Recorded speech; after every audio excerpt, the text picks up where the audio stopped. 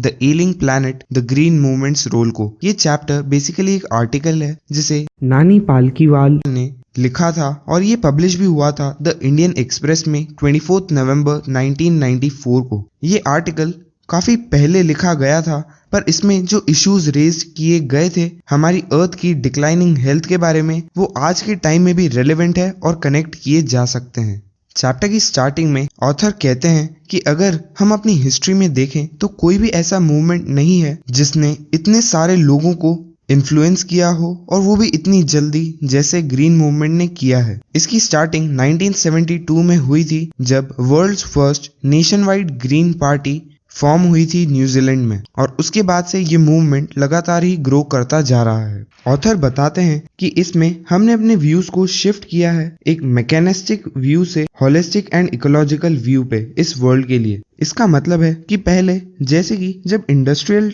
As का time था तब प्रोड्यूसर ज्यादा से ज्यादा रिसोर्सेज को एक्सप्लॉइट कर अपना प्रोडक्शन करते थे, जिनसे हमारी इन्वायरमेंट को काफी हार्म पहुंचता था और वो हमारी अर्थ को भी प्रोटेक्ट करने के लिए कोई ध्यान नहीं देते थे। पर अब हम एक होलिस्टिक और इकोलॉजिकल व्यू पे शिफ्ट हो रहे हैं जिसमें हम ध्यान रखते हैं कि हम इन्वायरमेंट को कोई नुकसान नहीं पहुंचाए और सारी चीजें एज ए बैलेंस्ड वे में ग्रो करनी चाहिए। और ऑथर ये भी बताते हैं कि ये शिफ्ट हमारे ह्यूमन परसेप्शन में इतना रिवॉल्यूशनरी था जैसे कि जब कोपरनिकस ने 16th सेंचुरी में मैनकाइंड को समझाया था कि जो अर्थ है और दूसरे प्लैनेट्स हैं वो सन के अराउंड रिवॉल्व करते हैं। इस मूवमेंट के कारण पहली बार ह्यूमन हिस्ट्री में एक वर्ल्ड वाइड कॉन्शियसनेस ग्रो कर रही है कि अर्थ भी एक लिविंग ऑर्गेनिज्म है और हम इस ऑर्गेनिज्म के पार्ट हैं और इस ऑर्गेनिज्म के खुद की नीड्स हैं और कुछ वाइटल प्रोसेसेस हैं जिसे हमें रिस्पेक्ट करना चाहिए और प्रिजर्व करना चाहिए, क्योंकि हम भी इसके ही एक पार्ट हैं और अगर हम इसे रिस्पेक्ट और प्रिजर्व नहीं करेंगे तो आखिरी में इसका बैड इफेक्ट हम पर भी आएगा। इसके बाद ऑथर ये भी बताते हैं कि जो अर्थ वाइटल साइंस है, मतलब जो अर्थ हमें साइन देती है दूसरी चीजों के द्वारा, उससे हमें ये भी पता चलता है कि जो हमारी अर्थ है उसकी कंडीशन एक पेशेंट की तरह है जिसकी हेल्थ लगातार डिक्लाइन होती जा रही है। और इसी के कारण हमें भी रियलाइज होने लगा है हमारे एथिकल ऑब्लिगेशंस, यानी जो सही चीजें हैं जो हमें फॉलो करनी चाहिए कि हमें इस प्लैनेट को अच्छे से मैनेज करना चाहिए और हम ही रिस्पॉन्सिबल हैं अपनी फ्यूचर जनरेशन्स को इस प्लैनेट को अच्छे से हैंडओवर करने के लिए। और इसी के बाद ऑथर बताते हैं कि वर्ल्ड कमीशन ने एनवायरनमेंट और डेवलपमेंट के लिए एक कॉन्सेप्ट को इंट्रोड्यूस किया था जो था सस्टेनेबल डेवलपमेंट, और इसे इन्होंने काफी पॉपुलराइज किया था 1987 में। इसका मतलब था development that meets the needs of the present without compromising the ability of future generations to meet their needs.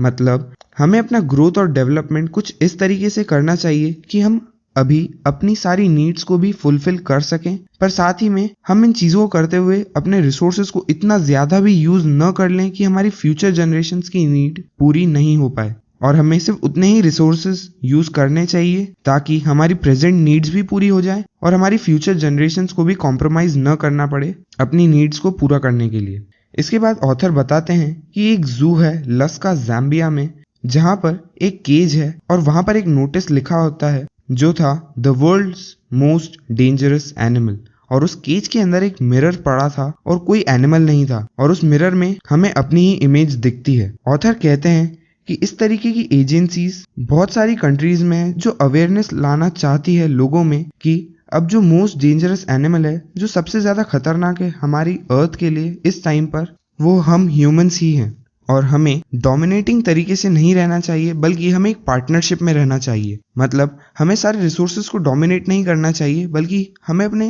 अर्थ के साथ पार्टनरशिप में रहना चाहिए जितने प्रॉपरली हम रिसोर्सेज को यूज कर सकें, और साथ ही में हमें अपनी अर्थ की एनवायरनमेंट को भी प्रोटेक्ट करना चाहिए। साइंटिस्ट के हिसाब से हमारे ह्यूमंस के अलावा इस अर्थ पर 1.4 मिलियन लिविंग स्पीशीज हैं जो इस अर्थ पर रहती हैं, और साथ में ऐसे कई सारे एस्टिमेट्स हैं जो बताते हैं कि अभी भी काफी सारी स्पीशीज अनकैटलॉग्ड हैं या अभी तक डिस्कवर नहीं की गई हैं। और बायोलॉजिस्ट ये भी बताते हैं कि कुछ 3 से 100 मिलियन लिविंग स्पीशीज अभी तक जो काफी मिजरेबल कंडीशंस में रहती हैं और उनके बारे में कोई भी नहीं जानता, और ये बहुत ही दुख की बात है। इसके बाद ऑथर बताते हैं कि कुछ इंटरनेशनल कमीशंस में इकोलॉजी और एनवायरनमेंट पे एक क्वेश्चन पूछे गए थे ब्रैथ कमीशन के द्वारा, जिसमें एक इंडियन भी थे जो उस कमीशन के मेंबर थे और उनका नाम था मिस्टर L.K. झा। और जो फर्स्ट ब्रैथ रिपोर्ट थी उसमें क्वेश्चन रेज किया गया था, are we to leave our successors a scorched planet of advancing deserts, impoverished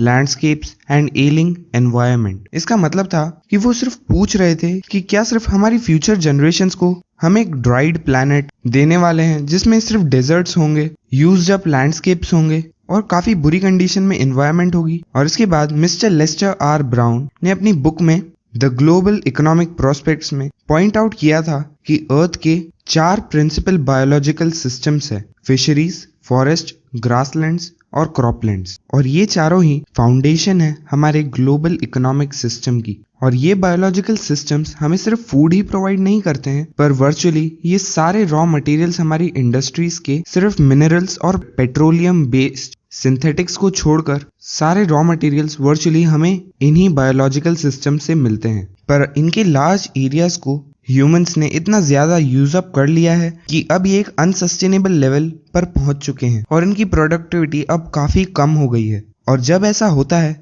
तब फिशरीज कोलैप्स हो जाती है, फॉरेस्ट डिसअपियर होने लगते हैं, ग्रासलैंड्स बैरन वेस्टलैंड्स में कन्वर्ट होने लगते हैं और क्रॉपलैंड्स डिटोरिएट हो जाते हैं, मतलब उनकी प्रोडक्टिविटी काफी डिक्रीज हो जाती है। और ऐसा तब होता है क्योंकि हमारा वर्ल्ड एक प्रोटीन कॉन्शियस वर्ल्ड है, तो इसकी प्रोटीन की बढ़ती डिमांड को पूरा करने के लिए हम ओवरफिशिंग करते हैं, जो आजकल बहुत कॉमन हो गया है। पुअर कंट्रीज में लोकल फॉरेस्ट को काफी हाई रेट पर काट दिया जाता है ताकि वो फायरवुड अवेलेबल करवा सकें कुकिंग के लिए। और यहाँ तक कि कुछ प्लेसेस पर अब फायरवुड इतना महंगा हो गया है कि वो कहते हैं what goes under the pot now cost more than what goes inside it। इसका मतलब है कि बेसिकली जब वो पॉट के नीचे फायरवुड को बर्न करते हैं अपने फूड को कुक करने के लिए, तब एक्चुअल में जो पॉट के अंदर होता है, जो वो कुक कर रहे होते हैं, उसकी इतनी वैल्यू नहीं होती जितनी उस फायरवुड की है जो उस पॉट के नीचे है। और जो ट्रॉपिकल फॉरेस्ट हैं, जिन्हें doctor Myers the power house of evolution भी कहते हैं,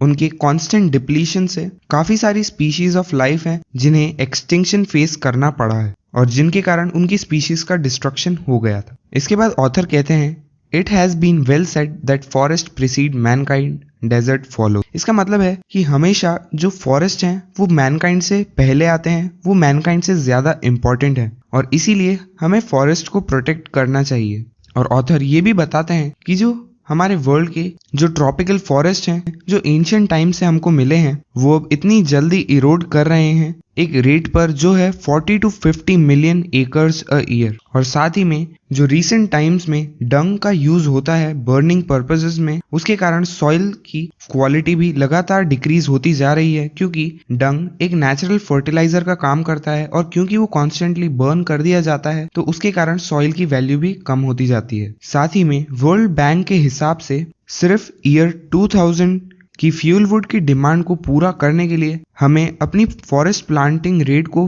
5 टाइम्स इंक्रीज करने की जरूरत है। इसके बाद जेम्स पेथ, जो कि प्रेसिडेंट हैं वर्ल्ड रिसोर्सेज इंस्टीट्यूट के, वो कहते हैं we were saying that we are losing the forest at an acre a second but it is much closer to an acre and a half to a second. इसका मतलब है वो कहना चाहते हैं कि हम अपने फॉरेस्ट का 1 एकड़ सिर्फ 1 सेकेंड की रेट पर ही लूज कर रहे हैं, बल्कि अब वो और इंक्रीज होकर 1.5 एकड़ सेकेंड पे आ गया है और इस रेट से हमारे फॉरेस्ट रिड्यूस होते जा रहे हैं। इसके बाद ऑथर बताते हैं कि हमारे इंडियन कॉन्स्टिट्यूशन के आर्टिकल 48A के हिसाब से the state shall endeavour to protect and improve the environment and to safeguard the forest and wild life of the country. इसका मतलब है कि हम जो कंट्री के लोग हैं उन्हें एक सिंसियर अटेम्प्ट करना चाहिए ताकि हम अपनी एनवायरनमेंट को इम्प्रूव कर सकें और अपने फॉरेस्ट और वाइल्ड लाइफ को सेफ गार्ड कर सकें अपनी कंट्री में। पर ये काफी दुख की बात है कि हमारी कंट्री में सिर्फ लॉस तो बना दिए जाते हैं पर उन लॉस की कोई रिस्पेक्ट नहीं करता, कोई उन्हें फॉलो नहीं करता है। जिसमें ऑथर एक एग्जाम्पल देकर बताते हैं कि हमारे कॉन्स्टिट्यूशन में कहा गया है कि कास्टिज्म, अनटचेबिलिटी और बॉन्डेड लेबर अबॉलिश्ड है, इन्हें फॉलो नहीं किया जा सकता, पर फिर भी ये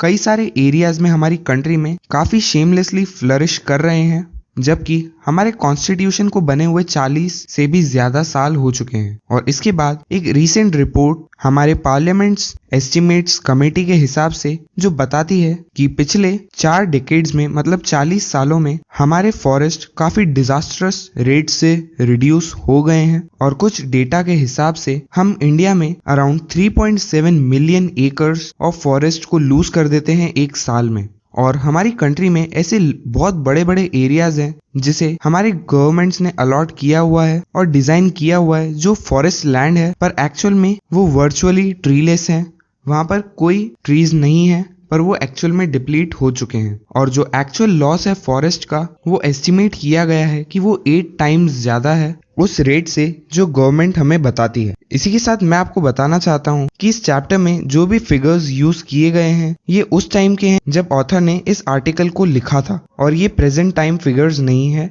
जो प्रेजेंट टाइम फिगर्स हैं वो काफी अभी तक चेंज हो चुके हैं। तो इसी के साथ खत्म होती है हमारी आज की वीडियो, और बचे हुए चैप्टर को हम नेक्स्ट वीडियो में कंटिन्यू करेंगे। तो अगर आपको ये वीडियो पसंद आई हो तो प्लीज इस वीडियो को लाइक करें, और अगर आप ऐसी ही वीडियोस को देखते रहना चाहते हैं तो इस चैनल को सब्सक्राइब करें। अब मैं आपसे मिलता हूँ अगली वीडियो में। Thank you.